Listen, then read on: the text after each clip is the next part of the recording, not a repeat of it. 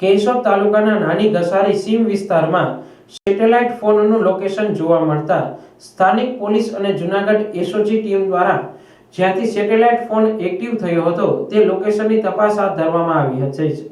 દેશભરમાં સેટેલાઇટ ફોનનો ઉપયોગ પ્રતિબંધિત હોય ત્યારે કેશોદ તાલુકાના નાની ઘસારી ગામે સીમ વિસ્તારમાં અંદાજે 200 મીટર વિસ્તારમાં 2 થી 3 રહેણાંક મકાન સુધીમાં સેટેલાઇટ ફોન થોડીવાર એક્ટિવ થયાની માહિતી મળતા કેશોદ પોલીસ અને જૂનાગઢ એસઓજી ટીમ દ્વારા સ્થળ ઉપર સેટેલાઇટ ફોન લોકેશન તપાસ હાથ ધરવામાં આવી રહી છે।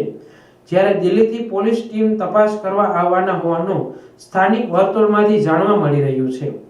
સેટેલાઇટ ફોન લોકેશન જોવા મળતા તંત્રમાં દોડધામ મચી જવા પામી છે। આ બાબત ચર્ચાનો વિષય બની ગયો છે। સેટેલાઇટ ફોનનો ઉપયોગ કોણે કર્યો, કયા કારણથી કર્યો એ જાણવા મળ્યું નથી। તંત્ર દ્વારા તપાસ કરવામાં આવી રહી છે, જે તપાસ પૂર્ણ થયા બાદ સાચી હકીકત જાણવા મળી શકશે।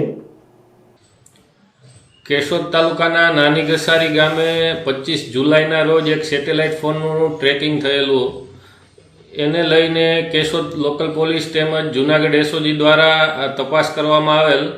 પ્રાથમિક તપાસ દરમિયાન કોઈ એવું ગંભીર કારણ કે બાબત ધ્યાનમાં આવેલ નથી। પોલીસ દ્વારા મજૂર અને કોઈ બહારના વિદેશી નાગરિકો વસતા હોય એની તપાસ કરેલ, પરંતુ હાલ કોઈ ગંભીર સેન્સિટિવ મેટર ધ્યાનમાં આવેલ નથી। પરંતુ જાણકારોનું માનવું એવું છે કે કોઈ વિદેશી પ્લેન ત્યાંથી પસાર થયું હોય એ દરમિયાન એની જે હાઇટ ફિક્સ કરેલી હોય એ હાઇટથી નીચેની હાઇટે પ્લેન પસાર થાય તો પણ આવું લોકેશન ટ્રેક થતું હોય એવું માનવું છે। અંદાજિત 200 મીટર જેટલી રેન્જમાં લોકેશન ટ્રેક થયેલું હતું, પરંતુ હાલ કોઈ એવી ગંભીર બાબત કે સેન્સિટિવ મેટર ધ્યાનમાં આવેલ નથી, જેથી કોઈએ ખોટી અફવાઓમાં આવવું નહીં અને ખોટી અફવાઓ ફેલાવી નહીં।